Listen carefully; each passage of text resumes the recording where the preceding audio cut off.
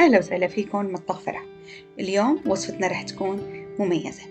رح نعمل سوا سندويش الفرانشيسكو يلي كتير ناس بتحبه، يلي هو عبارة عن دجاج وفطر ودرو. طريقته كتير سهلة وطيبة. تابعوا الفيديو للأخير لحتى تشوفوا المكونات وطريقة التحضير.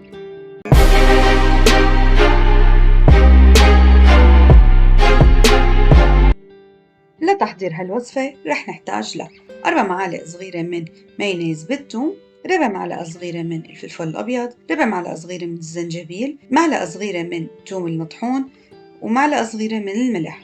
رح نحتاج 200 جرام من الفطر، 100 جرام من الذرة، و100 جرام من البصل، ونص كيلو من الدجاج الأسطورة، وجبنة الموتزاريلا المبشورة 200 جرام.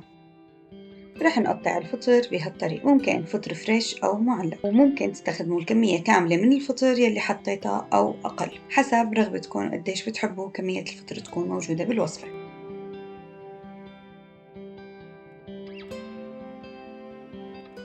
لتقطيع الدجاج منقطعه بهالطريقة على شكل شرائح طوالية بسماكة سنتي لسنتيين كل شريحة، يعني منقطعه ستريبس. وإذا بتحبوا قطعة الدجاج ما تكون كتير كبيرة ممكن تقطعوا مربعات.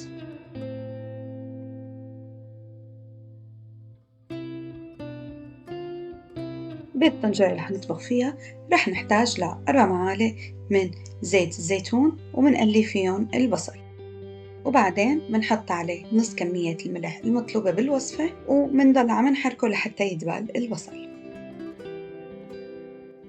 وقت يدبل البصل مننزل الدجاج، ومنضل عم نحركه كل شوي لحد ما يستوي.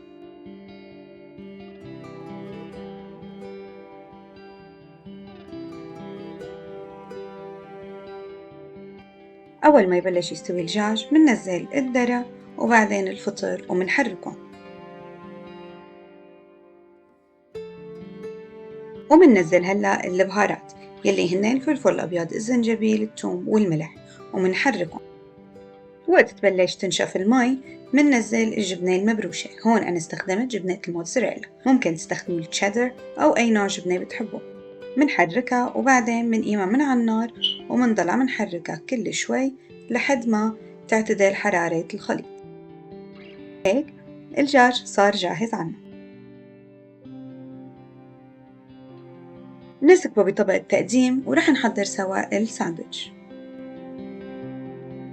ولنحضر سوا الساندويتش هون عنا المايونيز، 4 معالق صغيرة من المايونيز، حطيت كمان جبنة مبشورة قريب 100 جرام، وخس ومخلل. هذا كله اختياري إذا بتحبوا تحطوا الخس والمخلل. حاستخدم هذا النوع من الخبز يلي هو الباجيت الطري. لنبلش تحضير السندويش فينا نقيم وسط الخبز نفرغه، أو ممكن تخلوه هيك تكبسوه مثل ما أنا كبسته. منحط المايونيز وبعدين منحط الخليط تبع الدجاج. هذا الخليط عمل لي 6 سندويتشات. منضيف الجبنة والخس والمخلل. مثل ما قلت لكم الخس والمخلل هو شيء اختياري، ممكن تضيفوا أنواع تانية مثل صوصات غير المايونيز، أو ممكن تضيفوا خيار، بندورة، حسب اختياركم وانتو شو بتحبوا.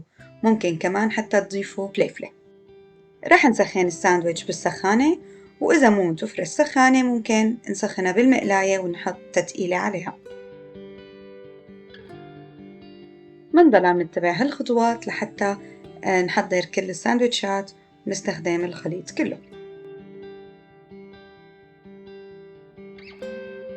مثل ما قلت لكم هون أنا استخدمت جبنة الموتزاريلا، ممكن تستخدموا جبنة تشيدر أو أي نوع من الجبن اللي بتحبوها، أو حتى فيكم ما تحطوا جبنة زيادة لأنه الخليط فيه جبنة. وهي الساندويتشات صاروا جاهزين. شوفوا شكلهم شو حلو، ما بتتخيلوا الريحة شو كانت حلوة، والطعمة كتير كتير طيبة. هلأ رح نقطعها سوا ونشوف شكلها من جوا.